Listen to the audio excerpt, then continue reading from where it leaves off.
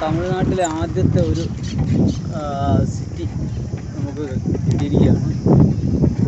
City എന്ന് പറയാൻ പറ്റിയ ഒരു ജംഗ്ഷൻ, ഈ ചന്തകളൊക്കെയുള്ള ഒരു സന്ത് പോലുള്ള സ്ഥലമാണ്. എല്ലാ കച്ചവട സ്ഥാപനങ്ങളും ഉണ്ട്. ചെറിയ ഏരിയയാണ്, പക്ഷെ അടിപൊളിയാണ്.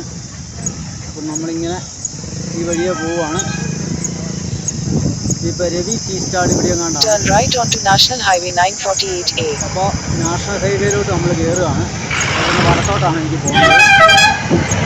ഇപ്പോൾ ഒസൂർ സൈഡിലോട്ട് പോയിട്ട് നമുക്ക് ദേവർപേട്ട ടെമ്പിൾ, കാലി ബസ് സ്റ്റാൻഡ്, കാലി ഗാർഡൻ കാലി ഗാർഡൻ ലേക്കൊക്കെ റൈറ്റ് സൈഡിലാണ്. അപ്പോൾ അങ്ങോട്ട് തന്നെയാണ് നമ്മൾ പോകുന്നത്. ഇന്നത് കാണാൻ പറ്റുമെന്നറിയില്ല. ഈ ലേക്ക് ഇവിടുന്ന് സ്റ്റാർട്ടാണ്. അപ്പോൾ ഇവിടെ ഇഷ്ടം പോലെ ടീ സ്റ്റാളുണ്ട്. ഏതൊരു ടീ സ്റ്റാളിൽ നിന്ന് ഒരു ചായ കുടിച്ച് നല്ല അടിപൊളിയായിട്ട് അങ്ങ് പോവാം. ഫ്രണ്ടിൽ തന്നെ കാണുന്ന ടീ സ്റ്റാളിലോട്ട് വണ്ടി നിർത്താം അല്ലേ. അങ്ങോട്ട് പോയാൽ മാർക്കറ്റാണ് കേട്ടോ, ബസ് സ്റ്റാൻഡ് മാർക്കറ്റൊക്കെയാണ് അവിടെ. അപ്പോൾ ഇവിടെ തന്നെ നമുക്ക് ചായ കുടിക്കാം. അയ്യ അടിപൊളി.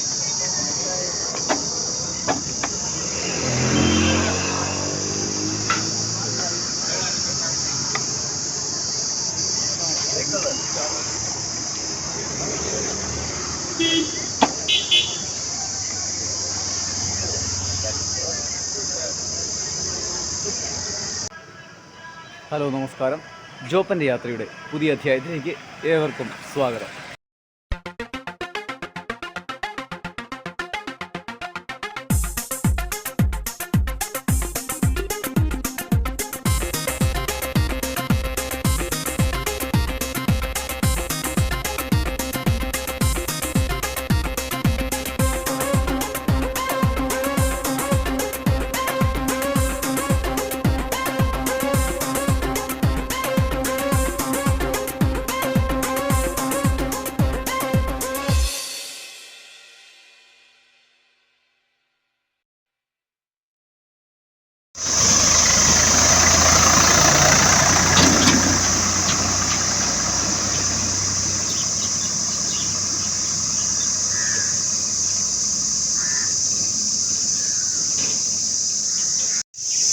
അപ്പം നമ്മൾ ജവലഗിരിയിലാണുള്ളത്.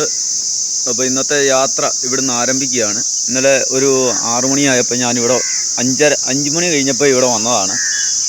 4:30-5 മണിയായപ്പോൾ. അപ്പോൾ വന്ന് ഇവിടെ കുറേ ആളുകളുണ്ടായിരുന്നു. കുറേ കാരണവന്മാരാണ്. അവർ കൃഷിക്കാരും ഒക്കെ ആയിട്ടുള്ള ആൾക്കാരാണ്.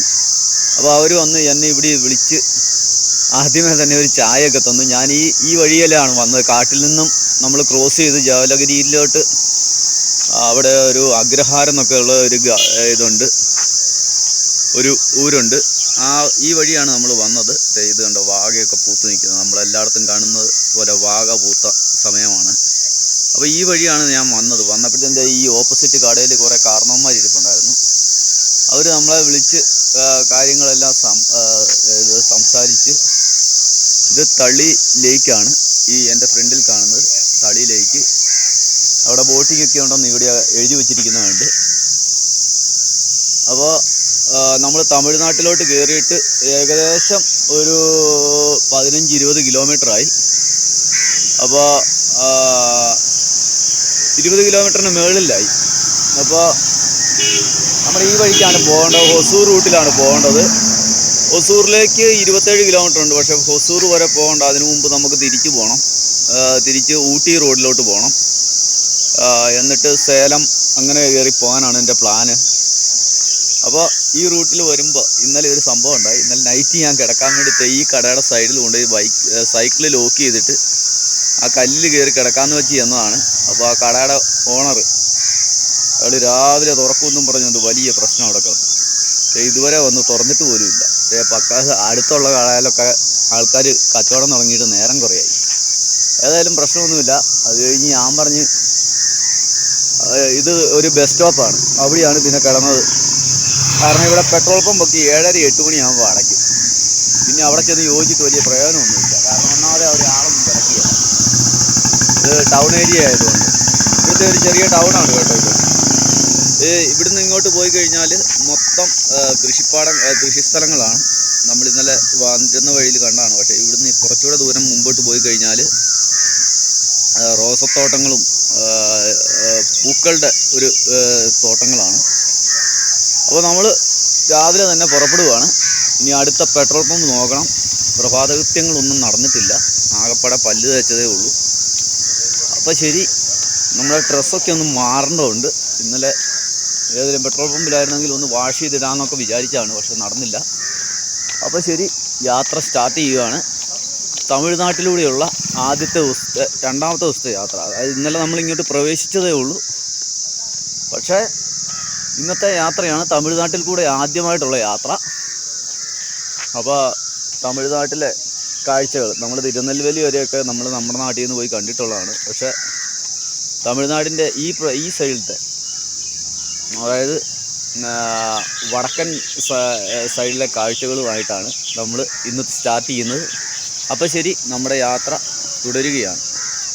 കുഞ്ഞി റെഡിയാണ്, ഞാൻ റെഡിയാണ്. രാവിലെ പല്ല് തേച്ചതേ ഉള്ളൂ. അപ്പോൾ പോണ വഴിയിൽ കാപ്പി കുടിക്കാം, കുഞ്ഞിനെ ഒന്ന് ഇറക്കണം. അപ്പോൾ ശരി, നമുക്ക് ഈ യാത്ര തുടരാം. ഇവിടം തമിഴ്നാടാണെങ്കിൽ ഇവിടെ കൂടുതലും സംസാരിക്കുന്ന ഭാഷ കന്നഡയാണ് കേട്ടോ. അപ്പോൾ ശരി, ഇവരെല്ലാം മാന്തോട്ടത്തിലോട്ട് പോകുന്ന ആൾക്കാരാണ്. ഓക്കെ, നമുക്ക് പോവാം. ഇപ്പോൾ രാവിലെ നല്ലൊരു കാഴ്ചയാണ് നിങ്ങൾക്ക് ഞാൻ തരുന്നത്. ഇവിടുത്തെ ഒരു ലേക്കാണ്. ഞാൻ കിടന്ന ഭാഗത്തിൻ്റെ തൊട്ട് പുറകിലുള്ള ഒരു ലേക്കാണിത്. ഈ ലേക്കിൻ്റെ കുറച്ച് ദൂരം കൂടി പോയി കഴിഞ്ഞാൽ അവിടെ ബോട്ടിങ് കാര്യങ്ങളൊക്കെ ഉണ്ടെന്ന് എഴുതി വെച്ചിട്ടുണ്ട്. പക്ഷേ പ്രശ്നം എന്താണെന്ന് വെച്ചാൽ അവിടെ ചെല്ലുമ്പോൾ ബോട്ടിങ്ങും കാണിയാലും ഒന്നും കാണിയാലും. അതൊക്കെയാണ് ഇവിടുത്തെ പ്രത്യേകത. ഇതിപ്പോൾ കർണാടക തമിഴ്നാട് ബോർഡറിലാണ് ഞാനുള്ളത്. ബോർഡറല്ല, തൊട്ടടുത്ത് തന്നെയാണ് ബോർഡർ, ഒരു 20 കിലോമീറ്റർ. പക്ഷേ ഇവിടെ കൂടുതലും കർണാടകക്കാരാണ് താമസിക്കുന്നത്. ദേവർബേട്ട, അത് തമിഴ്നാട്ടിനുള്ളിലാണ്, പക്ഷേ അത് സ്ഥലപ്പേര് കന്നഡയിലാണ്. ജവലഗിരി എന്ന സ്ഥലമുണ്ട് ഇവിടെ. തളി എന്നാണ് ഈ സ്ഥലത്തിൻ്റെ പേര്. ഇത് തളി ലേക്കാണ്. അപ്പോൾ ഈ ലേക്കൊക്കെ കണ്ടിട്ട് ഇങ്ങോട്ടല്ല എനിക്ക് പോകേണ്ടത്, എനിക്ക് ആ ഓപ്പോസിറ്റ് റോഡിലാണ് പോകേണ്ടത്. അപ്പോൾ ഞാൻ ഇതൊന്ന് ജസ്റ്റ് വീഡിയോ എടുക്കാൻ വേണ്ടി ഇങ്ങോട്ട് വന്നതാണ്. സൂര്യൻ ഉദിച്ചു വരുന്നതേ ഉള്ളൂ. ഇത് കണ്ടോ, സൂര്യൻ ഉദിച്ചു വരുന്നു. അപ്പോൾ ഈ കാഴ്ചയൊക്കെ കണ്ട് നമ്മൾ പതിയെ മുന്നോട്ട് നീങ്ങുകയാണ്. മുന്നോട്ടല്ല, പുറകോട്ട് പോയി ഇടത്തോട്ട് പോകണം, അല്ലെങ്കിൽ ഞാൻ ഒരുപാട് ചുറ്റേണ്ടി വരും. അപ്പോൾ ശരി, ഇനിയും ഒരു കാടുണ്ട്, ഒരു തമിഴ്നാടിനുള്ളിലുള്ള ഒരു കാടാണ്. ആ കാട് കയറി വേണം പോകാൻ. അപ്പോൾ ശരി, നമ്മുടെ യാത്ര തുടരുക. ഇതുകൊണ്ട് സൂര്യനൊക്കെ ഉദിച്ചു വരുന്നതേ ഉള്ളൂ. നമ്മുടെ യാത്ര നമ്മൾ മുന്നോട്ട് പോവുകയാണ്. തമിഴ്നാട്ടിലെ ആദ്യത്തെ പ്രഭാതമാണ് ഇത്. കണ്ട, ഇനി ഒരു 10-45 ദിവസം ഇവിടുത്തെ പ്രഭാതം തന്നെ കാണേണ്ടി വരും. സൂപ്പറാണ് കാണാൻ. രാവിലെ മലയുടെ ഇടയിൽ നിന്നാണ് സൂര്യൻ ഉദിച്ചു വന്നത്. അപ്പം നമ്മളൊരു മല ഇറങ്ങി പോവുകയാണ്. ചെറിയ ചെറിയ മലകളാണ്. നമ്മുടെ ലക്ഷ്യം ഈ മലയോര ഗ്രാമങ്ങളാണ്. അതായത് മലയോര ഹൈവേയിലൂടെയാണ് ഞാൻ പോകുന്നത്.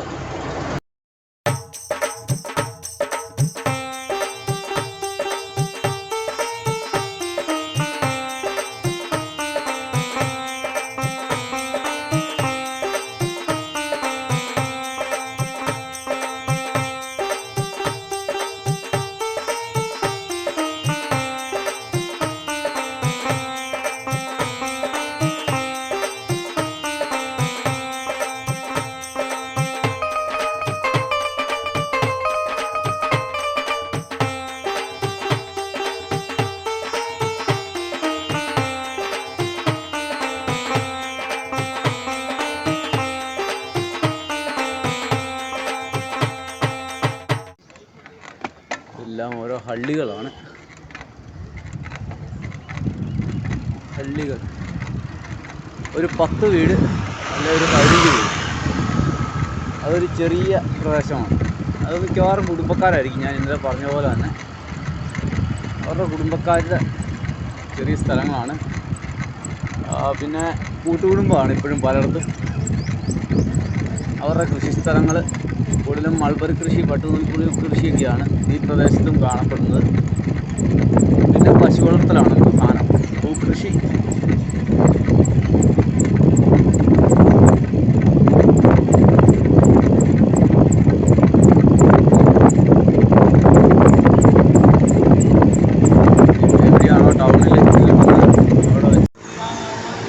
വരുന്ന വഴിയിൽ ഒരു മാർക്കറ്റ് കണ്ട്. ഇവിടെ എന്തോ വലിയ സമ്മേളനമൊക്കെ നടക്കുന്ന സമയമാണ്. ഒരു മാർക്കറ്റാണ്. ഞാൻ ആ ജംഗ്ഷനിൽ നിന്ന് ഇങ്ങോട്ട് തിരിച്ച് കയറി വന്നതാണ്. അപ്പോൾ രാവിലെ ഒന്നും കഴിച്ചിട്ടില്ല. ഇതെല്ലാം കഴിക്കാൻ വേണ്ടി ഇവിടെ ഒരു പൂരിക്കട നിൽക്കുകയാണ്. അപ്പോൾ അവിടെ പൂരി ഉണ്ടാക്കുന്നതേ ഉള്ളൂ. ഇതൊരു മാർക്കറ്റാണ് കേട്ടോ, പച്ചക്കറി മാർക്കറ്റാണ്. അതുപോലെ തന്നെ അതിനോട് ചേർന്നൊരു അമ്പലമുണ്ട്. ഇതുണ്ട്, ഭയങ്കര തിരക്കാണ്. ഇന്ന് മാർക്കറ്റ് ദിവസമാണെന്ന് തോന്നുന്നു. കൂടുതലും ഇവിടെ പൂക്കൃഷിക്കാർ മറ്റേ പലതരം ഇലകൾ, മല്ലിയില, പുതിനയിലയൊക്കെ വിൽക്കുന്ന സ്ഥലങ്ങളാണ് കൂടുതൽ. അതായത് കണ്ടോ, ഈ ഫ്രൂട്ട്സൊക്കെ ഇവിടെ തന്നെ ഉണ്ടാക്കുന്നതാണ് കേട്ടോ. ഈ മുന്തിരിയൊക്കെയേ ഉള്ളൂ വെളിയിൽ നിന്ന് വരുന്നുള്ളൂ. ബാക്കി സാധനങ്ങളൊക്കെ ഇവിടെ തന്നെ ഉണ്ടാക്കുന്നതാണ്. നല്ല തണുപ്പുള്ള സ്ഥലമാണ്. രാവിലെ നല്ല തണുപ്പായിരുന്നു. ഇത് നിറച്ച് പുളിമരം നിൽക്കുന്നതാണ്. പിന്നെ തമിഴ്നാടിൻ്റെ ഒരു ഭംഗി എന്ന് പറയുന്ന പുളിമരങ്ങൾ തന്നെയാണല്ലോ. എല്ലായിടത്തും പുളിമരം പൂത്ത് നിൽക്കുകയാണ്. അപ്പോൾ ശരി, പൂരി കഴിച്ചിട്ട് കാണാം. നമ്മൾ തമിഴ്നാട്ടിൽ കയറിയപ്പോഴും വലിയൊരു രഥമാണ് കാണുന്നത്. ഒരു വലിയ രഥം, അതായത് ഇവിടുത്തെ ക്ഷേത്രത്തിലെ രഥമാണ്. ഹനുമാൻ ക്ഷേത്രമാണ്. അതുപോലെ തന്നെ പത്മനാഭസ്വാമിയുടെ ഒരു ക്ഷേത്രമാണ്. അവിടുത്തെ ഇത് കണ്ടോ, രഥം ഇരിക്കുന്നുണ്ടോ, വലിയ രഥമാണ്. ധാരാളം കൊത്തുപണികളോട് കൂടിയ ഒരു വലിയ രഥമാണ്. ഇവിടുത്തെ ഉത്സവമൊക്കെ കഴിഞ്ഞതാണ്. അതുകൊണ്ട് രഥം ഇങ്ങനെ പ്രദർശിപ്പിച്ചിരിക്കുകയാണ്. തടി കൊണ്ടുള്ള ഒരു രഥമാണ്. 6 ചക്രങ്ങളാണുള്ളത്. 6 ചക്രങ്ങളുള്ള ഒരു രഥം. അപ്പോൾ അതൊക്കെ കണ്ട് നമ്മളിങ്ങനെ ക്ഷേത്രമൊക്കെ കണ്ട് പതിയെ മുന്നോട്ട് പോവുകയാണ്. ഹായ്. അപ്പോൾ ശരി, നമ്മൾ ഊട്ടി റോഡിലോട്ടാണ് പോകുന്നത്. മേട്ടൂർക്കാണ് നമ്മുടെ ലക്ഷ്യം. അപ്പം നമുക്ക് ഈ വഴിയിലൂടെ ഒരു 130 കിലോമീറ്ററോടെ ഇനി യാത്ര ചെയ്യാനുണ്ട്. ആ 130 കിലോമീറ്റർ യാത്ര ചെയ്ത് നമുക്ക് ഊട്ടിയിലേക്ക് എത്താമെന്നാണ് വിചാരിക്കുന്നത്. ഇതാണിവിടെ കണ്ട മനോഹര ക്ഷേത്രം. അപ്പോൾ ആ ക്ഷേത്രത്തിൻ്റെ അമ്പലക്കുളമാണ് ഈ കാണുന്നത്. വളരെ വിശാലമായ ഒരു അമ്പലക്കുളം. അപ്പോൾ ക്ഷേത്രക്കുളവും ക്ഷേത്രവുമൊക്കെ കണ്ട്, തേരൊക്കെ കണ്ടിട്ട് നമ്മൾ രഥമൊക്കെ കണ്ട് നമ്മൾ പതിയെ മുന്നോട്ട് പോവുകയാണ്. ഈ വഴിയാണ് മുന്നോട്ട് പോകേണ്ടത്. അപ്പോൾ ഇവിടെയെല്ലാം കൃഷിസ്ഥലങ്ങളാണ്. തട്ടുകൃഷിയാണ് ഇവിടെയും നിലനിൽക്കുന്നത്. ഇതിൻ്റെ താഴെ ഒരു പുഴ ഒഴുകുന്നുണ്ട്. അപ്പോൾ നമ്മൾ ആ ഭാഗത്തേക്കാണ് പോകുന്നത്. അപ്പോൾ ശരി, നമുക്ക് യാത്ര തുടരാം. അപ്പോൾ ഒരു വലിയ കാടിനുള്ളിലൂടെയാണ് ഞാൻ യാത്ര ചെയ്യുന്നത്. നമ്മുടെ ഇവിടുത്തെ പോലെ തിക്ക് ഫോറസ്റ്റ് അല്ല. ഞാൻ ഇന്നലെ യാത്ര ചെയ്ത പോലെ തിക്ക് ഫോറസ്റ്റ് അല്ല. അവിടെയും ഇവിടെയും ഒക്കെ മരങ്ങൾ നിൽക്കുന്ന ഒരു ഫോറസ്റ്റ് ഏരിയയാണ്. പക്ഷേ ഇവിടെ ആന ഇറങ്ങുന്ന സ്ഥലമാണ്. ഈ മലയുടെ അപ്പുറത്തൊക്കെ ആനയുണ്ടെന്നാണ് പറഞ്ഞത്. അപ്പോൾ നല്ലൊരു ഇറക്കമാണ്. പുതിയ റോഡാണ്. അപ്പോൾ സ്റ്റേറ്റ് ഹൈവേ ആണ് തമിഴ്നാടിൻ്റെ.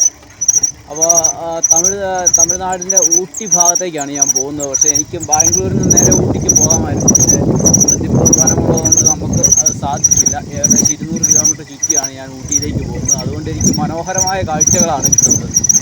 മനോഹരമായ കാഴ്ചകളെന്ന് പറയുമ്പോൾ ഒരുപാട് ഗ്രാമപ്രദേശങ്ങൾ, TV പോലുമില്ലാത്ത ഗ്രാമപ്രദേശങ്ങൾ എനിക്ക് കാണാൻ പറ്റി. ഒരു ഡിഷ് ആൻറ്റീന പോലും വെച്ചാൽ സിഗ്നൽ കിട്ടാത്ത ഗ്രാമപ്രദേശങ്ങൾ. അപ്പോൾ ഞാനിങ്ങനെ ഈ ഇറക്കമൊക്കെ ഇറങ്ങി വലിയൊരു കൃഷിസ്ഥലത്തേക്കാണ് ഇറങ്ങി ചെല്ലുന്നത്. അപ്പോൾ ഇവിടെ നമുക്കൊരു ചെറിയ അമ്പലത്തിൻ്റെ ഇതൊക്കെ കാണാം. പിന്നെ ഇവിടെ ധാരാളം സ്ഥലത്ത് പാറ പൊട്ടിക്കുന്ന സ്ഥലങ്ങളുണ്ട്.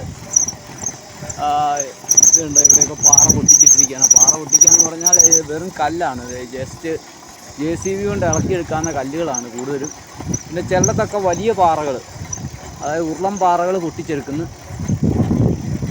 അങ്ങനത്തെ സ്ഥലങ്ങളൊക്കെ ധാരാളമുണ്ട്. ഉരുളൻ പാറകൾ തമര വെച്ച് പൊട്ടിക്കുന്ന പരിപാടിയാണ്. അല്ലാതെ പാറ മടയായിട്ട് കുഴിച്ചുണ്ടാക്കുന്ന പരിപാടിയൊന്നുമില്ല. ഉരുളൻ പാറകളായിട്ടിരിക്കുന്നതൊക്കെ പൊട്ടിച്ചെടുക്കുക. അപ്പോൾ പ്രകൃതിക്കും പ്രശ്നമില്ല, ജനങ്ങൾക്കും പ്രശ്നമില്ല. ഉരുളൻ പാറകൾ, കൃഷിസ്ഥലത്തുള്ള ഉരുളൻ പാറകൾ പൊട്ടിച്ചെടുക്കുന്നു. ഞാൻ മുൻപ് പറഞ്ഞിട്ടുള്ളതാണ്, നമ്മുടെ കാഞ്ഞിരപ്പള്ളി ഭാഗത്തൊക്കെ ഇഷ്ടം പോലെ ഉരുളൻ പാറകളുണ്ട്. അതൊക്കെ അവിടെ തന്നെ പൊട്ടിച്ചെടുത്ത് ഉപയോഗിക്കുവാണെങ്കിൽ ഏറ്റവും നല്ലതാണ്. പക്ഷേ അതിനൊന്നും അനുവാദം കൊടുക്കാറില്ല എന്നുള്ളതാണ് പ്രധാന കാരണം. ചിലരൊക്കെ ചെയ്യുന്നുണ്ട്, പ്രൈവറ്റായിട്ട് ചെയ്യുന്നുണ്ട്. അതിന് ഒരുപാട് കെമിക്കലും കാര്യങ്ങളും ഒക്കെ വെച്ച് ചെയ്യാൻ പറ്റുന്നതാണ്. പക്ഷേ നമ്മുടെ നാട്ടിൽ ഇവരെ പാറ പൊട്ടിച്ച് പാറ വ്യവസായം നടത്തുന്ന ആൾക്കാരെ സംരക്ഷിക്കുന്ന പരിപാടിയാണ്. ഇത് കണ്ടോ, ഇത് മുഴുവൻ റോസത്തോട്ടങ്ങളാണ് കേട്ടോ. റോസയുടെ വിവിധ വെറൈറ്റികൾ ചെയ്തുകൊണ്ടിരിക്കുകയാണ്. അവിടെയൊക്കെ ചെറിയ ചെടികൾ പൂത്ത് നിൽക്കുന്നത് കാണാം. പക്ഷെ അങ്ങോട്ട് ചെന്ന് കഴിഞ്ഞാൽ ചിലപ്പോൾ അവർക്ക് ഇഷ്ടപ്പെടുകയില്ല. അതുകൊണ്ടാണ് ചോദിച്ചാലും ചിലപ്പോൾ പെണ്ണുങ്ങൾ മാത്രമേ കാണത്തുള്ളൂ. അപ്പോൾ അവരോട് നമ്മൾ ചോദിച്ചു കഴിഞ്ഞാൽ ശരിയാവില്ല. ആണുങ്ങളാണെങ്കിൽ പ്രശ്നമില്ല, നമുക്ക് ചോദിച്ച് മനസ്സിലാക്കി കാര്യങ്ങളൊക്കെ ചെയ്യാം. വീഡിയോ എടുക്കുന്നതിനൊക്കെ സമ്മതമാണ്. പക്ഷേ പെണ്ണുങ്ങൾ മാത്രമുള്ള തോട്ടങ്ങളായിരിക്കും കൂടുതലും. പെണ്ണുങ്ങൾ മാത്രമായിരിക്കും തൊഴിലാളികളായിട്ടുള്ളത്. അതുകൊണ്ട് അങ്ങനെയുള്ള സ്ഥലങ്ങളിൽപ്പെട്ട് നമുക്ക് കയറി പോകാൻ ബുദ്ധിമുട്ടുണ്ട്. ഗ്രാമപ്രദേശങ്ങളായതുകൊണ്ടാണ് പ്രശ്നം. അപ്പോൾ ശരി, ഇത് കണ്ടോ ഒരു മാന്തോപ്പം. അടുത്ത ദിവസത്തെ ഒരു തെങ്ങുംതോപ്പ് മാന്തോപ്പം എല്ലാം കൂടി ചേർന്നുള്ള പ്രദേശമാണ്. ഇവിടെയെല്ലാം മാന്തോപ്പുകളാണ് കൂടുതലും. കാരണം ഒരു തണുപ്പുള്ള സ്ഥലമാണ്, ഹിൽ ടോപ്പാണ്. അപ്പോൾ നമ്മൾ താഴേക്ക് പോവുകയാണ്. ധാരാളം ആട് കൃഷിയും പശുകൃഷിയുമുള്ള സ്ഥലമാണ്. ഒരു 1.5 കിലോമീറ്റർ ഞാൻ വണ്ടി തള്ളുമായിരുന്നു. കാരണം തള്ളുമ്പം വീഡിയോ എടുത്തു കഴിഞ്ഞാൽ ഒന്നാമത്തെ നമ്മുടെ മൊബൈൽ നോർമൽ മൊബൈലായതുകൊണ്ട് സ്റ്റെബിലൈസേഷൻ ഒന്നുമില്ല. അപ്പോൾ ഹാൻഡിൽ വെട്ടുന്നതുകൊണ്ട് അത് വളരെ വൃത്തികേടായിട്ടാണ് എനിക്ക് അനുഭവപ്പെടുന്നത്. നമുക്കൊരു നല്ല മൊബൈൽ വാങ്ങിക്കാനുള്ള ആസ്തി ഇപ്പം ഇല്ലാത്തതുകൊണ്ടാണ്. അപ്പോൾ പതിയെ ചവിട്ടി മുമ്പോട്ട് പോവുകയാണ്. തമിഴ്നാടിൻ്റെ ഗ്രാമപ്രദേശങ്ങൾ തികച്ചും ഗ്രാമീണമായ ഏരിയ, അതായത് കാടിനോട് ചേർന്നുള്ള ഏരിയയാണ് തികച്ചും ഗ്രാമപ്രദേശങ്ങളായി മാറുന്നത്. ആ ഏരിയയിലൂടെയാണ് പോകുന്നത്. ശിവാനന്മാർ ഇഷ്ടം പോലെ ഉണ്ട്. അപ്പോഴത്തെ വീണ്ടും നമ്മൾ ഒരു ചെറിയ ഗ്രാമത്തിലോട്ട് എത്തിയിരിക്കുകയാണ്. കൂടുതൽ വീടുകളൊന്നുമില്ല, ഒരു 50-60 വീടുകളുള്ള ഒരു ചെറിയ ഗ്രാമം.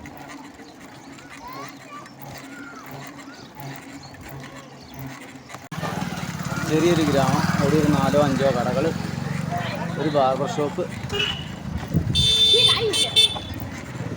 അങ്ങനെയുള്ളൊരു സെറ്റപ്പാണ്. അതിനോടനുബന്ധിച്ചൊരു ക്ഷേത്രവും കാണും.